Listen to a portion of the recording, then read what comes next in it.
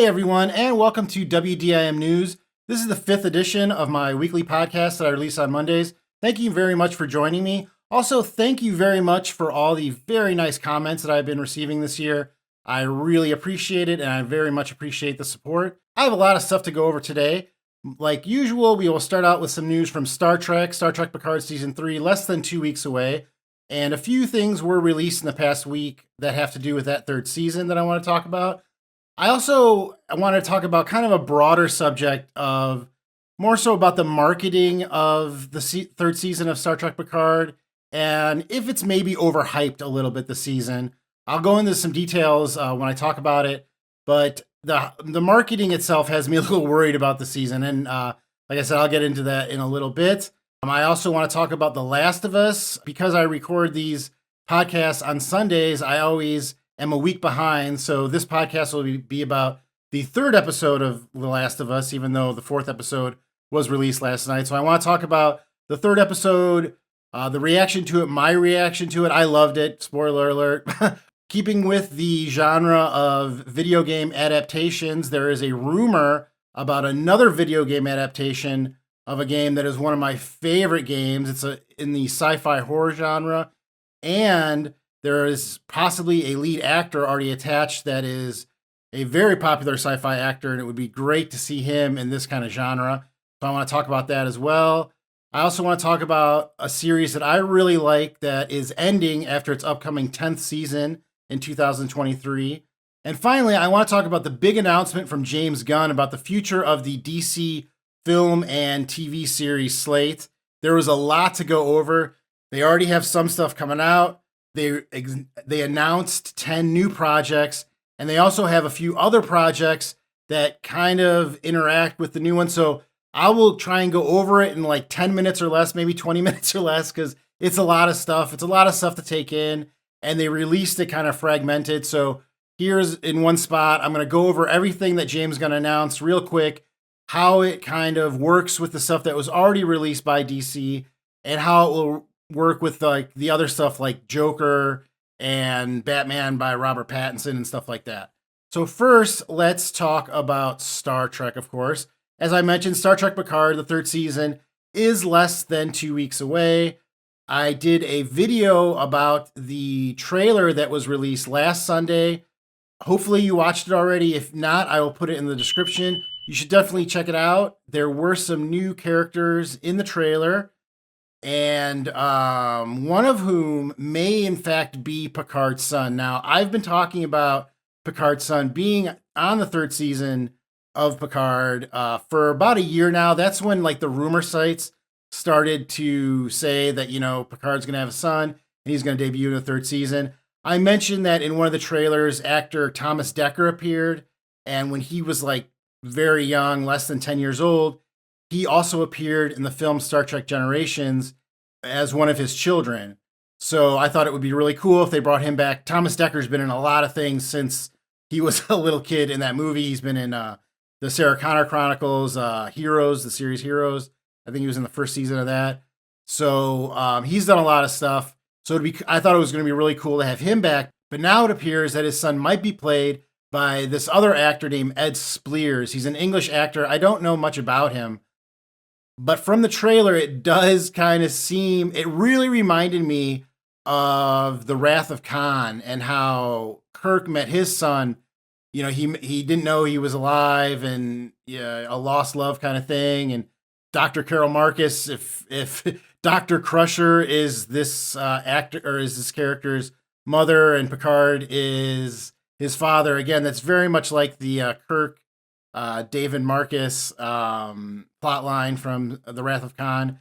So it kind of feels like that's what they're doing, that they're going to introduce Picard's son as either this actor or maybe that's a fake out and it will be Thomas Dekker. But either way, it looks like we will be seeing Picard's son this season.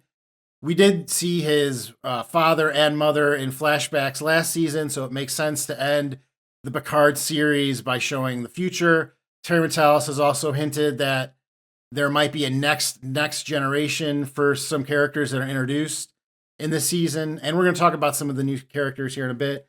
But I guess we'll see. I don't know if I really need to see Picard's son in the season. Again, it's kind of derivative in my opinion if it is that's the way they're going. But we'll see. Like I said, rumor sites have been reporting this for over a year. That's when I first, I think, reported on this channel. And then some of the trailers have definitely hinted that way. The trailer also revealed quite a few other characters, mostly the bridge crew of the Titan, and that the USS Titan A, which Terry Matalas has said will be the main ship of the crew this season. It won't be an Enterprise, even though we're supposed to see the Enterprise D and the Enterprise F this season. From the crew, we already kind of knew who the captain was. I think I even talked about that in my podcast last week. It's Todd Stashwick. That actor also appeared in the series 12 Monkeys, which the executive producer of this season of Picard also created. So there's a connection there, of course. And we also were formally introduced to LaForge's two daughters, one of which, as I've mentioned before, is his actual daughter in real life. Her character name is Alondra. And there's another LaForge who is on the bridge of the Titan. Her name is Sydney. You may recall that Sydney and Alondra were actually the names of LaForge's daughters in the future timeline shown in the series finale of The Next Generation titled All Good Things. So they kept those two names, which I thought was pretty cool. We can also see in the trailer that Sydney is being roughed up by one of the intruders on the Titan. It looks like the Titan gets beat up pretty bad this season. So there's a good chance that a lot of these actors won't last. Star Trek, especially lately, has a habit of not really delving into their bridge crews that much. They kind of center on one or two characters, and then the other characters get lost in the background. So we'll see if that happens with this crew as well. One thing that is also pretty cool about LaForge's daughters is that Sydney is wearing, the red uniform, and she's on the bridge. If you recall, when LaForge started on the Enterprise, he was also on the bridge, and he was wearing a red uniform. And then he progressed into the chief engineer, and he went to the gold uniform. And now LaForge has a daughter in both kind of, in operations and on the bridge. So that's kind of cool that they did that as well. One of the bridge crew members is also a Halayan that also has like a LaForge kind of connection. The Halayan species was first introduced in the Next Generation episode titled Aquiel. And that character was one of the ones that LaForge tried to get with and never got really far with, Mr. Friendzone. Terry Matalas not only showed them in the trailer, but then went online on his Twitter page and also had a little write-up about each character. There are a few other ones as well. If you follow Terry Matalas' Twitter, you probably already know this information. He also stated something that was pretty interesting. He came out and said flat out that Tasha Yar would be back, but that Denise Crosby would not be a part of season 3. His exact quote to if Tasha Yar and Denise Crosby would be appearing like the rest of the original Next Generation cast, his quote was, "There's definitely a reference to Tasha Yar, but it's not beyond that." Now, I've reported on this channel that last year at a Comic-Con, the actress who plays Tasha Yar, Denise Crosby, said flat out that we would be seeing Tasha Yar in the final season, but that it wouldn't be how we expected it to be. So what this kind of leads me to believe is that there's really two plausible ways that she could return. I mean, this is science fiction, so there's a lot more than two, but in my opinion, the two ways that we could see Tasha Yar again is in holograph form, which is possible. I mean, not only did she create a hologram for Data after she passed away that he kept, we also know that Professor Moriarty will be returning this season, and he's a hologram. So holograms might be a part of this season. AI has been a big part of Picard, the Picard series to this point. So maybe holograms will be a big part of this season. Or the other possibility that I see is that we could see her in a flashback. Now, another kind of hint that we might be seeing a flashback was a comment made by Patrick Stewart in the last year at a Comic-Con, where he said that he got to step on the bridge of the Enterprise D again and specifically mentioned the carpet. If you're a fan of Star Trek, you know that the Enterprise D was destroyed in a film, so the only way that we could see the Enterprise D again is in a hologram or a flashback. I think that we're going to get some kind of flashback. I don't know if they're going to use de-aging technology on the actors or just show them in silhouettes and from the back and, their voice and use their voices. But I think that we're going to see a flashback of some sort, and that it's possible that Tasha Yar, maybe even Wesley Crusher, will be a part of that, but the actors who play those characters won't be a part of that scene, if that makes sense. I think that that's probably the most likely thing that's going to happen. But let me know, how do you think we could see Tasha Yar again? And what do you think about Picard's son possibly being a part of the last season of Picard? Now, the last thing I want to talk about the third season of Picard is something that's starting to worry me, and that is that I'm starting to feel that there's just too much hype for the third season. And not only will it be difficult for the series to actually live up to it, but that maybe it's not even genuine in nature. There's a lot of reviews coming out of people that have seen the first 6 episodes, and I've read them. And I've also started to look into the people that have kind of put those reviews up, and a lot of them seem to be kind of halfway sycophantic Star Trek fans, fans that almost love everything. And when they do love it, they're very vocal about it. And there's nothing wrong with that, but it's just odd that a series like this would kind of go that route. And I kind of talked about it a little bit last episode of this podcast when they released a teaser for the final trailer of the season, and I kind of said that was like a little too much. I think the teaser was around a minute long and the trailer was around 2 minutes long. So you're releasing a minute-long teaser for a 2-minute trailer for a series that's coming out in 3 weeks at that point. It seems like a little much, and I want to be wrong. I'm the last one that wants to rag on anything, especially Star Trek. I know that when anybody has done something like this, worked on a series like this, somebody's loved it, somebody's cared about it. What I see is not the vision that somebody had. It's a amalgam of a lot of people working together. I get that. But at the end of the day, everybody doesn't get a trophy, and you have to be objective about certain things. It can't just be that you're a fan of something and that whatever happens, you're gonna love. I remember especially last season with Picard, I was having to explain a lot of it because there were a lot of not so great reviews, and specifically mentioning certain member berries that were dropped throughout the season that didn't seem to correlate to the rest of the plot. And even if they did, it didn't make for a better plot, if that makes sense. I was really up and down with the second season of Picard. I don't really want to go into it. Everybody, has their opinions about all of, Star Trek, of course. And again, I don't like ragging on things, especially when it's Star Trek. But I was definitely up and down with the second season of Picard. There were episodes that I really liked, and there were episodes where I was just shaking my head and really questioned some of the decisions that were made.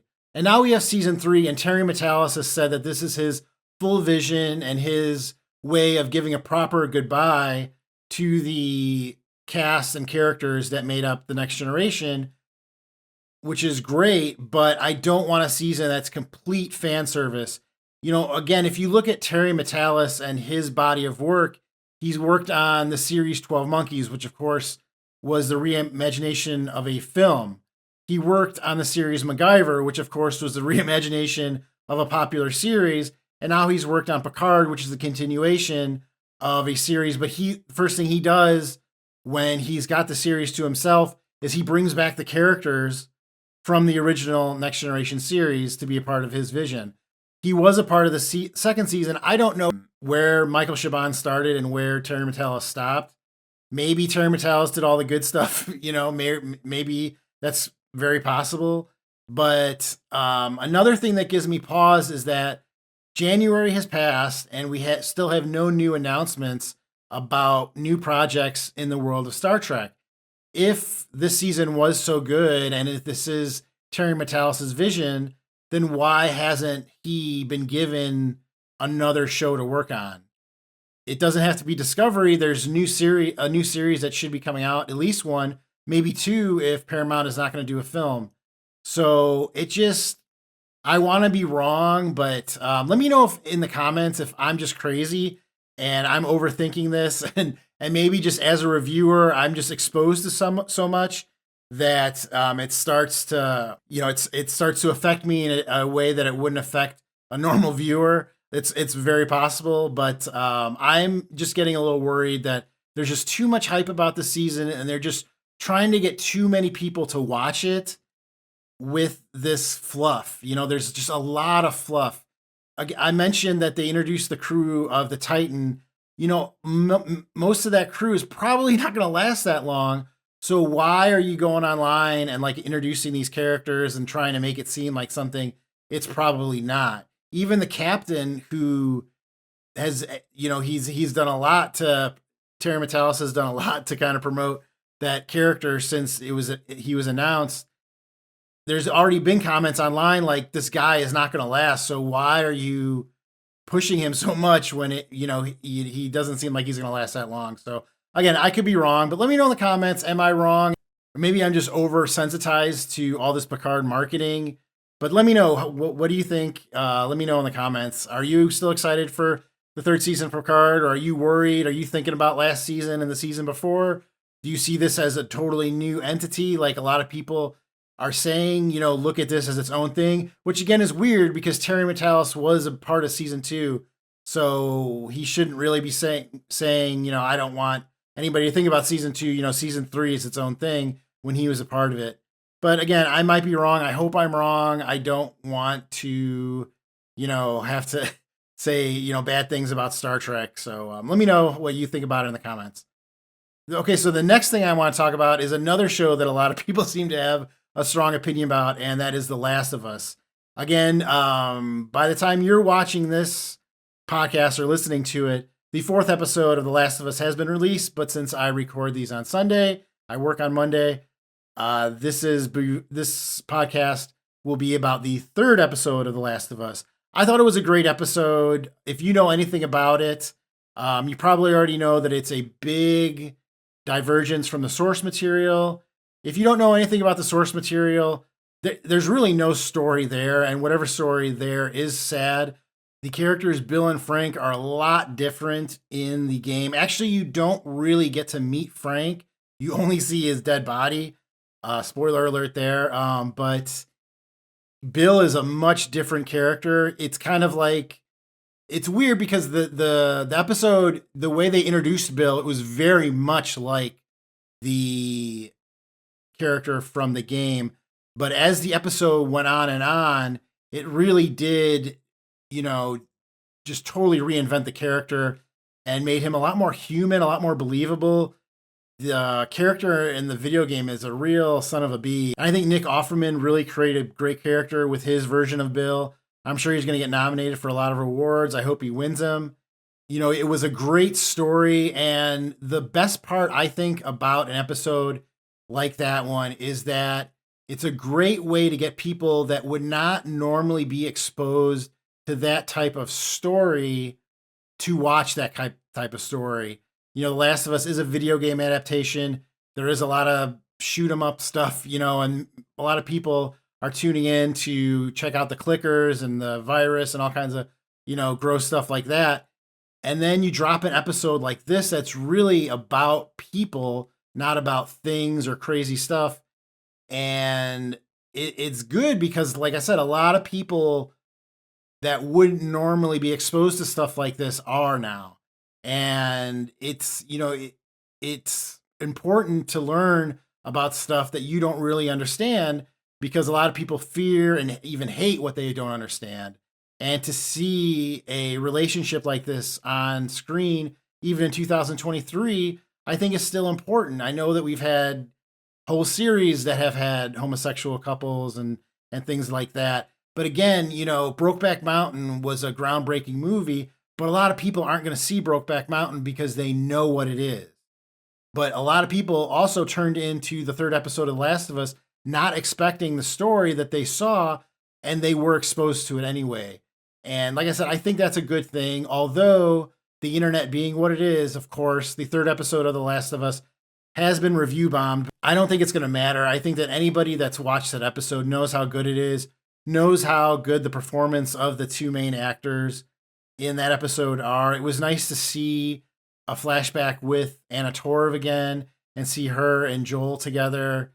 So I just thought it was a great episode. I loved the setup. I loved, they hook you in by kind of making it seem like Bill is going to be like the character from the games and then just totally flip it on you. And by the time they flip it on you, you're already like into the episode and you've already invested, 30, 40 minutes. So what are you going to turn it off with half the episode or less than half the episode left? So I just thought it was great on a lot of levels. I think, again, I said this before last week. If there is only going to be two seasons of The Last of Us because there are only two games, I think that's pretty sad. I think that there's a lot of meat on this bone. I think they could do a lot with this universe and these characters. I'm not even a big fan of the second game. And as I said last week, I don't think that it's going to translate very well once it is released as a live action series. I think that it might lose a lot of fans at that point. So I don't know what's going to happen. Maybe we just got to enjoy this first season of The Last of Us and expect it to change in the near future. But so far, I think The Last of Us really, after 3 episodes, I can't remember many series that have hooked me so well after just the first 3 episodes, especially a video game adaptation. You never see that kind of quality in the script writing, in the way they bring these characters to life. One of the directors on the live action series was one of the creators on the game too, and I just think that that's fantastic. I know that the Fallout series is another series that's coming out that's a video game adaptation. Todd Howard, who was a producer on those games, is also going to be involved in that series. So it gives me a lot of hope for that series as well. If they can do half as good as The Last of Us, that series is going to be a big hit. So let me know what you think. Did you watch The Last of Us 3rd episode? What did you think of it? If you played the game, how do you think it compared? And how do you think it lives up to as one of the, better episodes of television that's ever been released? Okay, so the next thing I want to talk about is also in the sci-fi horror video game adaptation realm, and that is an adaptation of the game Bioshock. If you follow my channel, you know that Bioshock after Fallout is probably my favorite gaming series. And for at least 5 years, possibly even longer, I know that there have been attempts to get Bioshock created as a series or a film. Well, now the website Giant Freaking Robot, which I have referenced on this channel before, they can be right sometimes and they can be not right sometimes. I mean, I know that even a broken clock is right twice a day. Half my audience probably didn't even get that joke, but I think that I just want to talk about this rumor because I just want it to be true. It's like one of those rumors that it's probably not true, or maybe there's a kernel of truth to it, but I'm so psyched for this property that I'm just going to kind of will it into fruition. So Giant Freaking Robot is reporting that a Bioshock film is in the works and that Keanu Reeves, the star of The Matrix, is in talks for the lead. Now, I think The Last of Us, one of the things that will happen, and especially if Fallout is also a success, we are going to see a slew of video game adaptations to live action series or films. I know Borderlands is another popular video game series that is about to be adapted. It's already been filmed, I think, as a movie. I don't know what's holding it up. I think maybe they just had to do reshoots in the past 6 months, but that's also going to be coming out, and that's got a crazy good cast. So that could also be a very popular film. And if you've got The Last of Us, Borderlands, and Fallout, you're just going to see everything. There's a really funny thing I know on Saturday Night Live where now that they showed that HBO was adapting like a The Last of Us style Super Mario game adaptation. I don't think it's going to go that far, but you're going to see just every game ever probably try to get adapted to a live action, series or movie. So expect that to come. And Bioshock is one that people have talked about for a really long time. It's got a really interesting aesthetic. It's like Fallout in that there is an alternate past, present, and future. So a lot of things just look different. I mean, Bioshock, one of them takes place in the air, one of them takes place underwater. It's in this like noir kind of style. It's really just an amazing game, especially the first one. It looks like Keanu Reeves is in talks for the lead, according to this site. Now, I kind of have a problem with that because in the games, the lead character Jack is supposed to be young. Really, to get into it any more than that is a spoiler, but when the game starts, he appears to be a very young man. Keanu Reeves, of course, can play young, but I think it's supposed to be early 20s, and I don't know if Keanu Reeves could pull off early 20s. So we'll see. I mean, there's a lot of characters in Bioshock, so Keanu Reeves doesn't necessarily have to play Jack. He could play one of the kind of characters that live in Rapture. But again, this is something I really, really want to see. I'm just kind of willing it into fruition. But let me know, have you ever played Bioshock? What do you think about an adaptation of that gaming series? And would you like to see Keanu Reeves as a part of it?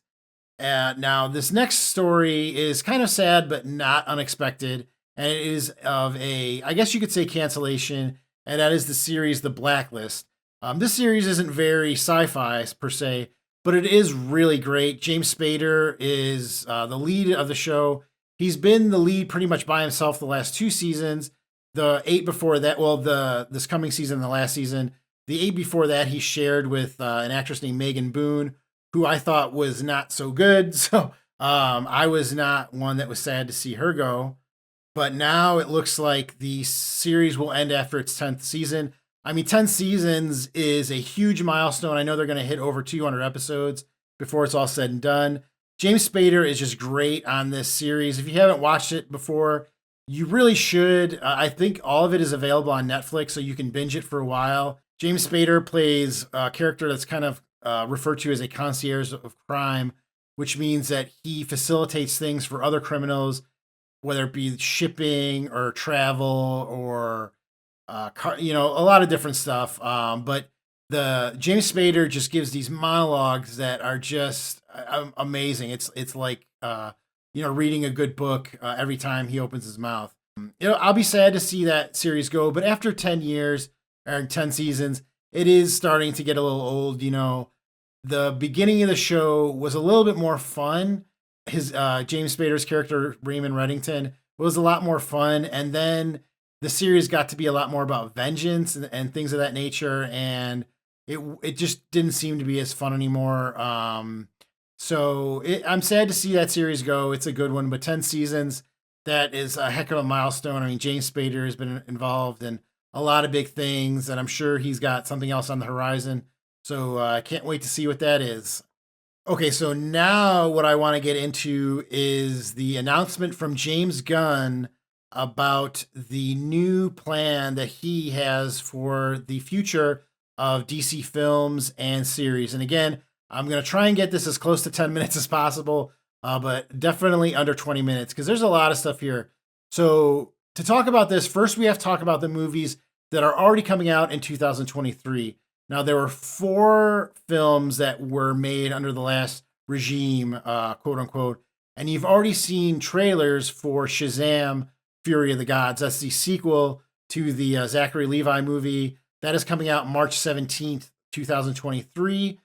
After that will be a movie based on The Flash. I'm not sure if it's called Flashpoint, but I know it's about the Flashpoint event, which is in the comics as well. That's being released June 16th of 2023.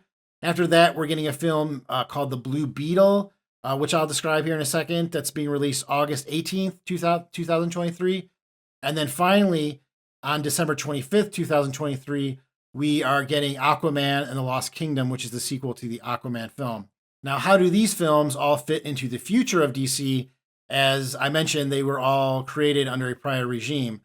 Well, James Gunn has stated that it's not guaranteed either way that these characters won't or will reappear, and maybe even some actors might appear as different characters. Shazam, first of all, looks like this might be the end of that character, mainly because the next movie that's coming out, The Flash, as I mentioned, if it's about the Flashpoint event, which really resets the DC universe. I'm not going to spoil the movie here, but it has to do with time travel, and something happens that basically resets the DC universe and allows James Gunn and his new plan to kind of take hold. So I think that Shazam is going to be a casualty of that, and we might not see Shazam as he appears in the two films from Zachary Levi again. The Flash is a different story. Now, the actor who plays the Flash, Ezra Miller, has been in a lot of legal trouble, but they seem to have gotten back into the good graces of DC, and it sounds like James Gunn is willing to use Ezra Miller again as the Flash if they don't get into any more trouble, which we'll see what happens there. But James Gunn has also said that The Flash is one of the best superhero movies he's ever seen. And it is very important to his universe because it acts as a big reset button and makes, Zack Snyder's Justice League and all that stuff not really count towards the future. Now, the Blue Beetle is an interesting property. That character may or may not, again, be a part of the future, but I tend to believe that it will. If you're not familiar with the Blue Beetle, it's kind of a mythical character. It's about a young kid who finds a magical scarab, I think, and it turns into armor around him and gives him superpowers. But it's a very interesting story. It's got the lead actor is the same kid who was in Cobra Kai, so he's a very popular actor. So we'll see if that character remains. But I think of any of these, even of the Flash, I think the Blue Beetle probably is planned to stick around. Now, Aquaman is very interesting because, yes, it happens after The Flash. So you would think that whatever happens in that movie affects it. But it does sound like this movie will be the last one that features Jason Momoa as this character, as Aquaman. There have been no trailers released for this movie yet. We don't know that much about it. But it doesn't seem like we're going to get Aquaman again after this movie, or at least Jason Momoa as Aquaman. And somehow this will come out after The Flash, but still be connected somehow to it. So that's the one that's the most up in the air. But these four movies are coming out in 2023. I think maybe slight reshoots were done for them, but nothing too major. So it's really going to be interesting to see how these fit in. But really, when you go see these movies, maybe not The Flash, but probably the other three, just take them as one-offs, and hopefully you just enjoy the characters. And maybe we see The Flash and Blue Beetle again. Now, after that, we're going to get chapter 1 of James Gunn's plan, and he calls that the Gods and Monsters chapter. I tend to think that Gods and Monsters are actually referring to the threats that the heroic characters that we're now going to get introduced to are tasked with protecting us from. So there's going to be 5 TV series and 5 films. Let's go over the TV series first. Also, we don't know the exact order that these are going to be released in, but I'll kind of let you know the way I think they're going to go. So first, there is a series called Creature Commandos. This is going to be an animated series, and it will feature characters that will be voiced by actors that will also play them in live action. So Creature Commandos will be a animated series, but the actors who voice the characters will appear again. And one has even already appeared. So the team is set to feature the characters Rick Flag, who will not be the version that we saw in the Suicide Squad. This will actually be his father. So this is going to happen in the past, probably, I'm guessing, in the 50s, maybe 60s, kind of that era. Also appearing on this team is Weasel, and he will be voiced by Sean Gunn. Sean Gunn also did the motion capture for the character Weasel in the Suicide Squad film that James Gunn directed. So that'll be the first actor that kind of reprises their role in animated form that also played it in live action. The other characters you probably haven't heard about before. There is a version of Frankenstein and the Bride of Frankenstein, if that gives you kind of any hint as to what this team is all about. But it's going to be, James Gunn crazy animated. So I believe that the James Gunn era of superheroes will kind of start out with these Creature Commandos. The next series is named Waller, and that will be centered around the character Amanda Waller, who is, of course, played by Viola Davis, who is a fantastic actress, and I'm glad that she will get to continue playing this role. Initially, I thought this announcement meant we would not be seeing a second season of The Peacemaker, which she also appeared on. It was a big hit for James Gunn, but it does appear that we might still see The Peacemaker again, even though a Peacemaker second season was not one of these announcements. Again, if they're starting in the past, we might have to catch up to The Peacemaker, but it does sound like several characters that were introduced on The Peacemaker may appear on Waller, as well as characters that appear on Creature Commandos. So this series, I'm sure, will be really good. Again, Viola Davis is an amazing actress. I'm glad that James Gunn is smart enough to keep her around and give her more work to do and make her character more important in this universe, because Amanda Waller is a central character in the DC comic universe. So I think that will be a good show. The next series is called Lanterns, and this will be about the Green Lantern Corps. If you don't know anything about the Green Lantern Corps, there's no way I can explain them in under 10 minutes, but the quickest way is kind of like they're space cops. They patrol the galaxy, but each Green Lantern is kind of assigned a sector, kind of like a cop is assigned a precinct. And there have been quite a few Green Lanterns that have been in the comics, quite a few that have protected Earth. It sounds like Ryan Reynolds will not be a part of this series, but we will see a new actor playing Hal Jordan, the character he played, as well as a different character, John Stewart, both of whom have protected Earth in the comics. James Gunn also mentioned that this series will be based on Earth and that it will be like a True Detective type of story. True Detective, if you're not aware, was a series that was released on HBO. And if there was an overarching theme, it's probably corruption. So I'm guessing that this series has something to do with Hal Jordan and John Stewart finding some corruption either in the Green Lantern Corps, which they do find in the comics more than once, or somewhere else in the DCU. So that is probably going to be a very interesting and important series to the rest of the universe. I'm very excited to hear who gets cast in these roles. Really, the ages of these characters can be all over the place. They can be young or old, depending on where in their story arc they are. So yeah, I think that could be really interesting. And of these 5, this one may be the one I'm most excited for. It's probably the one that most DC Comics fans are excited for, because you really have never seen a good adaptation of the Green Lantern. It's a really great character. It's a very DC character because he's very out there. So I'm very excited for this. The next series announced was a series called Paradise Lost, which is based on the home island of the Amazons prior to the birth of Diana Prince or Wonder Woman. And James Gunn compared this to a show that is set in Westeros in Game of Thrones.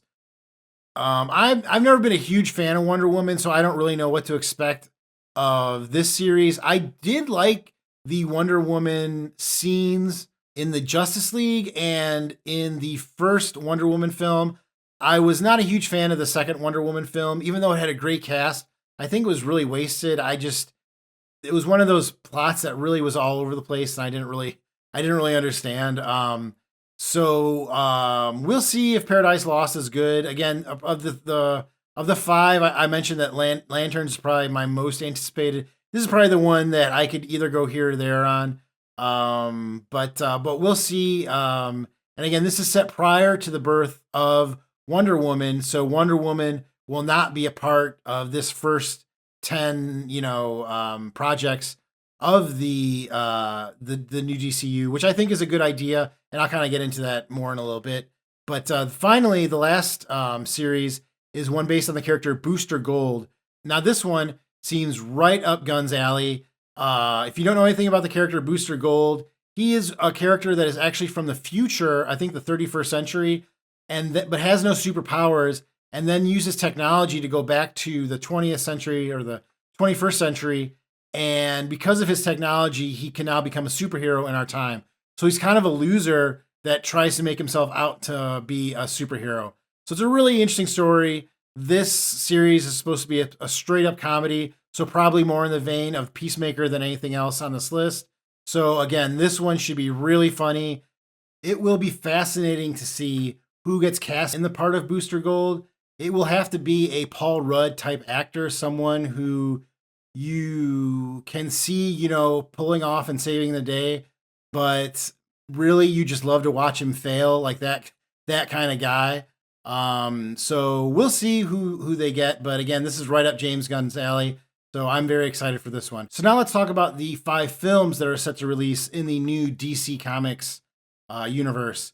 First of all, let's talk about The Authority. Now, The Authority is a team that you probably haven't heard of before.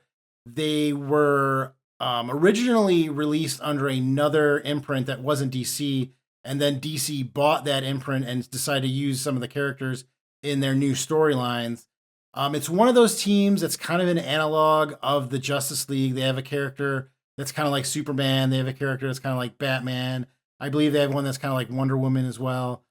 But the way that I think James Gunn is going to use the Authority in his universe is that he is going to say that after the Creature Commandos, the Authority were kind of the superheroes in this universe, and they may be on the way out when Batman and Superman and Wonder Woman and Green Lantern and all these characters that we know kind of become the Justice League. So instead of in the comics, the Justice League and the Justice Society come first, the Authority come after them. I think in this, it's going to be the other way around. I think, as I said before, the Creature Commandos will be the first team of kind of, will be the first team that kind of fights, gods and monsters. Then it will be the Authority, and then the Authority will kind of be on the way out, and that will lead to the Justice League. And they will use the Authority as their inspiration instead of the other way around like it is in the comic books. So I think that's really smart. And it makes the Authority very important and a new team that not many comic fans even know about. So this will be an interesting property that they could do a lot with. And I think this will be set in the recent past.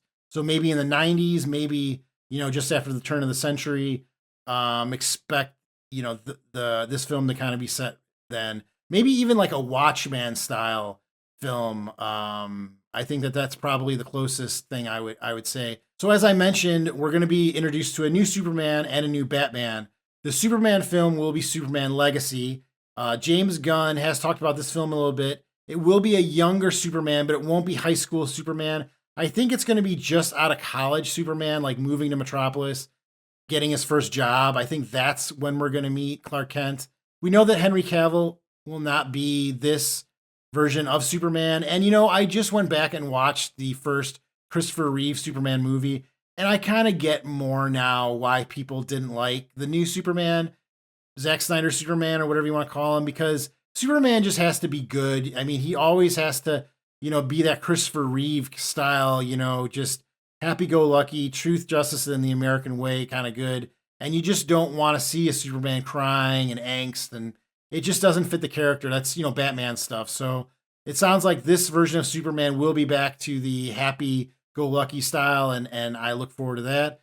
Speaking of Batman, the Batman film will be titled The Brave and the Bold. Now, this is interesting in a lot of ways. First of all, The Brave and the Bold was a comic series that dealt with Batman teaming up with a lot of different heroes. This version of The Brave and the Bold is supposed to feature Batman, Bruce Wayne, and his son, Damian Wayne, as Robin.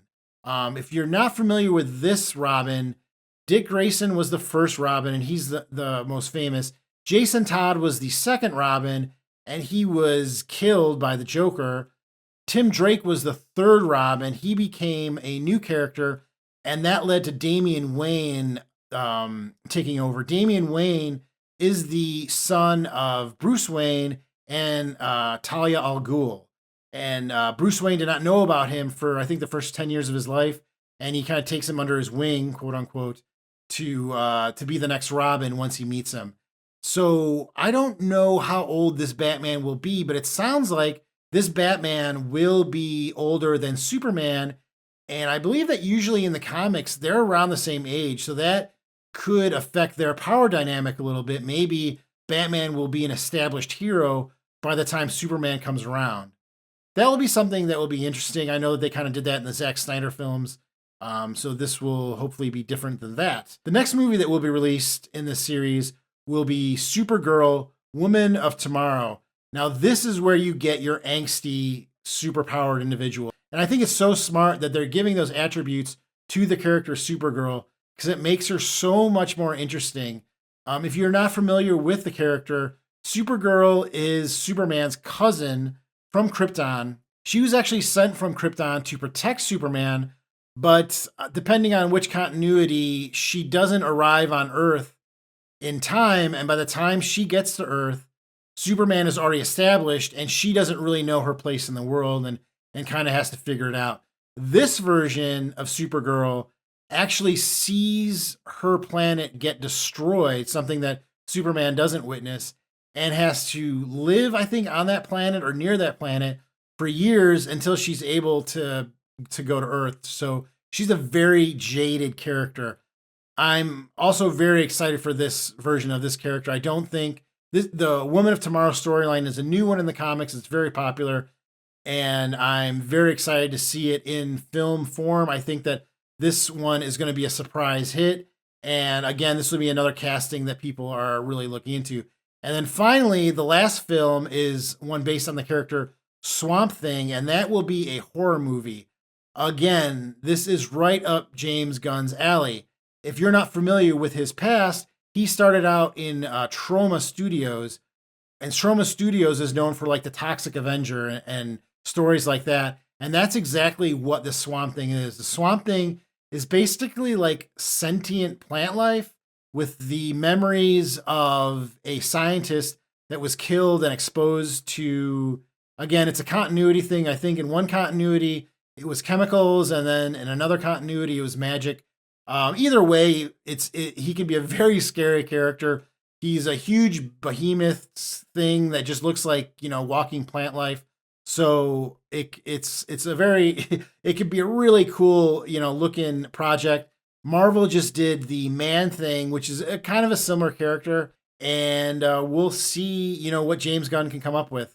Besides these projects, James Gunn also stated that video games would be released that would tie into this universe and kind of fill in some of the gaps in between the movies, and that eventually all these characters would coalesce on the screen in one or more movies, kind of similar to the MCU. So they definitely sound like they have a plan. There's more projects that they haven't announced yet, but there are projects that they have announced that they state are not necessarily a part of this universe. And those are the Batman sequel that will include Robert Pattinson, that will be directed by Matt Reeves. Of course, that film was very popular, and they're still going ahead with a sequel with that cast and crew. There's also going to be a series based on the Penguin that I believe is getting released in 2023 or maybe early 2024 that will be set in between the first and second Batman film. So we're still getting all that. Robert Pattinson is not done playing Batman. Speaking of Batman, the Joker sequel is still going to get released in 2024. That's going to be a musical starring Lady Gaga. It's going to be a sequel to the Joaquin Phoenix Joker movie that came out that was very popular, that exists in a different universe than Batman with Robert Pattinson and the DC universe. So all these Elseworlds movies kind of exist by themselves. Another possible Elseworlds project is Lobo, which will have Jason Momoa play that part. Lobo is a crazy character. Again, he's another character that would take me another 10 minutes to describe, but Jason Momoa seems to be the first in line to play that character.